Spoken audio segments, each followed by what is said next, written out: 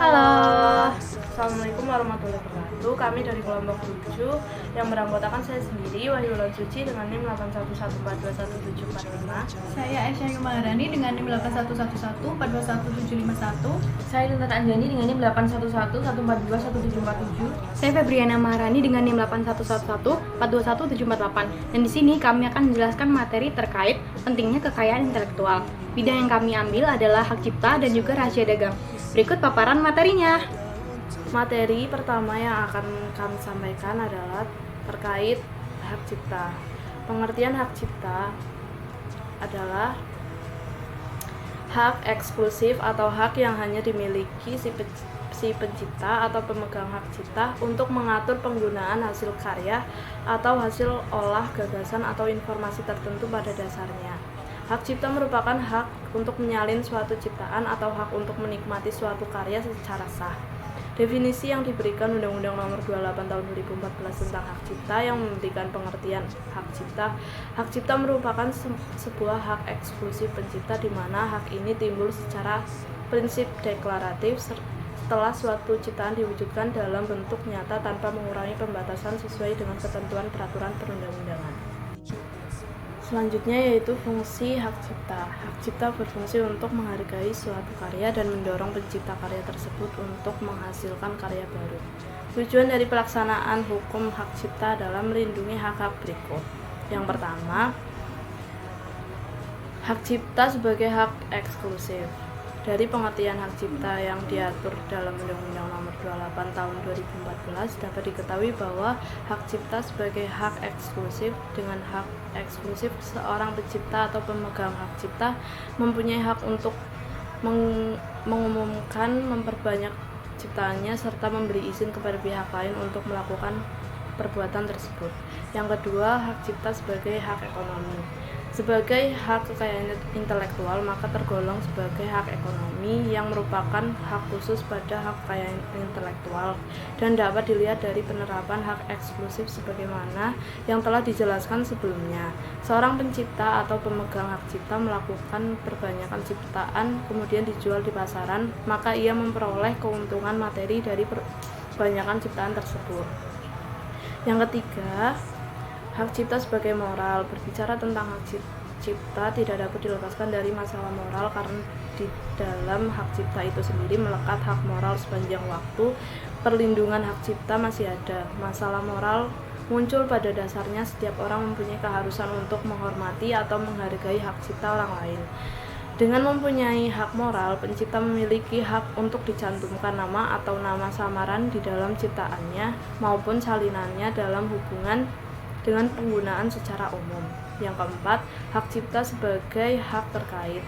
Saat hukum hak cipta dikenal dan berkembang di awal abad 18 dan 19, timbul pemikiran mengenai kepentingan artis dan penulis untuk memperoleh perlindungan atas sumber pendapatan mereka sehingga mereka dapat mempertahankan sumber pendapatan tersebut untuk diri mereka dan keluarga mereka. Hak terkait tersebut timbul akibat adanya kebutuhan para pencipta dan pemegang hak cipta untuk mempublikasikan dan memasarkan hasil ciptaan tersebut secara luas kepada masyarakat agar dapat menghasilkan keuntungan ekonomis. Selanjutnya saya akan menjelaskan mengenai tata cara pendaftaran hak cipta secara online dapat dilakukan dengan cara yaitu yang pertama, mengakses situs Direktorat Jenderal Kekayaan Intelektual pada alamat ehakcipta.dikip.go.id. Yang kedua, melakukan registrasi. Ketiga, login menggunakan username yang didapat setelah registrasi. Kemudian, mengunggah dokumen persyaratan. Kemudian yang kelima, melakukan pembayaran pendaftaran hak cipta. Keenam, menunggu pengecekan hak cipta. Yang terakhir, mendapatkan sertifikat hak cipta. Hukum kekayaan intelektual sangat diperlukan dan sangat penting bagi pelaku usaha maupun UMKM. Hal ini ditujukan agar para pelaku usaha dan UMKM tersebut dapat perlindungan hukum atas suatu karya dan sebagai pemilik karya dan pemilik usaha. Sehingga pelaku usaha tersebut bisa dengan leluasa dalam memanfaatkan nilai ekonomis dari karya cipta dan produknya tanpa takut menyalahi hukum. Pendaftaran hak kekayaan intelektual atau merek tentu sangat menguntungkan bagi pelaku UMKM. Hal ini berguna untuk perlindungan terhadap sebuah merek, karya cipta, dan produk atas pelaku usaha UMKM tersebut. Maka, pelaku UMKM tersebut bisa terhindar dari kemiripan atau plagiasi terhadap merek lain, dan agar terhindar dari gugatan hukum. Di sini saya akan menjelaskan mengenai rahasia dagang. Yang pertama terdapat pengertian dari rahasia dagang. Pasal 1 Angka 1 Undang-Undang Nomor 30 Tahun 2000 tentang Rahasia Dagang mendefinisikan rahasia dagang sebagai informasi yang tidak diketahui oleh umum di bidang teknologi dan atau bisnis, mempunyai nilai ekonomi karena berguna dalam kegiatan usaha dan dijaga kerahasiaannya oleh pemilik rahasia dagang. Untuk mengetahui apakah informasi yang dimiliki perusahaan atau pengusaha itu termasuk rahasia dagang, terdapat 4 kriteria utama. Yang pertama, informasi itu mempunyai nilai ekonomi, artinya menghasilkan keuntungan ekonomi bagi perusahaan yang menggunakannya. Yang kedua, informasi itu mempunyai nilai rahasia, artinya ide baru yang belum diketahui oleh pihak lain bernilai strategis dalam menghadapi pesaing. Yang ketiga, informasi ini termasuk lingkup perindustrian dan perdagangan. Lingkup perindustrian meliputi aspek teknologi dan lingkup perdagangan meliputi aspek tata niaga. Yang keempat, terbukanya kerahasiaan informasi mengakibatkan kerugian bagi pemiliknya karena informasi itu berpindah dan ikut dimanfaatkan oleh pihak lain. Lebih lanjut, mengenai perlindungan rahasia dagang, Pasal 3 UURD menyatakan yang pertama, rahasia dagang mendapatkan perlindungan apabila informasi tersebut bersifat rahasia, mempunyai nilai ekonomi, dan dijaga kerahasiaannya melalui upaya sebagaimana mestinya. Yang kedua, informasi dianggap bersifat rahasia apabila informasi tersebut hanya diketahui oleh pihak tertentu atau tidak diketahui secara umum oleh masyarakat. Yang ketiga, informasi dianggap memiliki nilai ekonomi apabila sifat kerahasiaannya informasi tersebut dapat digunakan untuk menjalankan kegiatan atau usaha yang bersifat komersial atau meningkatkan keuntungan ekonomi. Yang keempat, informasi dianggap dijaga kerahasiaannya apabila pemilik atau para pihak yang menguasainya telah melakukan langkah-langkah yang layak dan patut. Selanjutnya, saya akan menjelaskan mengenai penanggung jawab rahasia dagang. Tanggung jawab untuk menjaga, memelihara, dan menyimpan rahasia dagang tidak dipikul oleh semua karyawan karena pada dasarnya mereka tidak mengetahui kerahasiaan tersebut. Tanggung jawab itu hanya dibebankan kepada pihak atau karyawan tertentu yang mengetahui dan menguasai rahasia dagang serta diberi wewenang untuk menyimpan rahasia dagang dan atau melisensikannya. Dengan demikian, tanggung jawab atas rahasia dagang selalu melekat pada yang pertama, pemegang lisensi dalam hubungan antara pemilik rahasia dagang dan pemegang lisensi. Yang kedua, pengacara dalam hubungan antara perusahaan dan pengacara. Yang ketiga, konsultan dalam hubungan perusahaan dan konsultan. Keempat, direktur dalam hubungan antara perusahaan dan direktur. Yang kelima, pengguna program komputer dalam hubungan antara programmer komputer dan pengguna komputer.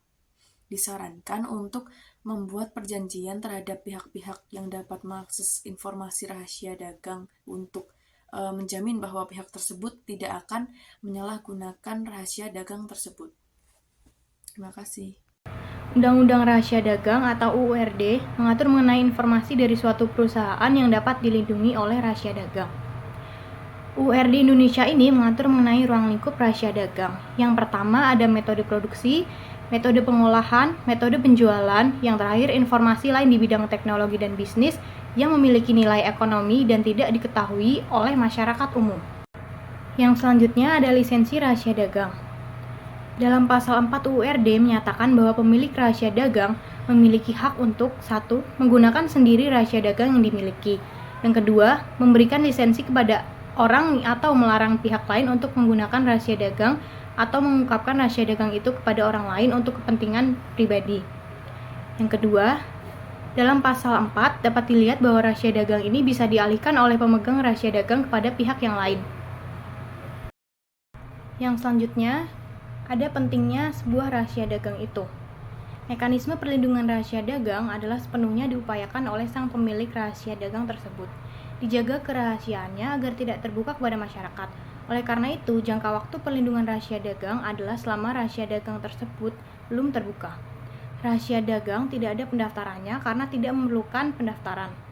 Rahasia dagang ini hanya tersimpan oleh pemilik informasi rahasia dagang itu sendiri.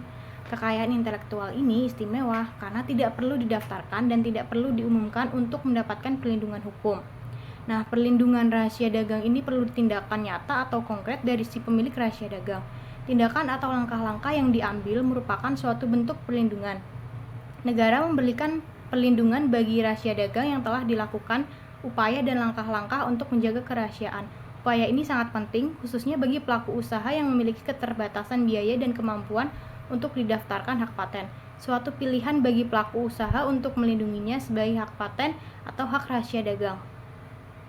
Nah, jadi siapapun yang memiliki informasi berkonsep rahasia dagang dapat terlindungi di seluruh dunia. Karena rahasia dagang masuk dalam kategori hak kekayaan intelektual di dalam diri manusia. Pemanfaatan perlindungan rahasia dagang ini terutama untuk melindungi gagasan ide atau gagasan sebuah karya cipta. Pokok dari rahasia dagang dapat terlihat bahwa rahasia dagang adalah informasi, terutama menyangkut ide, gagasan, konsep. Maka sangat erat kaitannya dengan hak cipta. Berjuta rasa-rasa yang tak mampu diungkapkan kata-kata. Dengan beribu cara-cara kau selalu membuatku bahagia.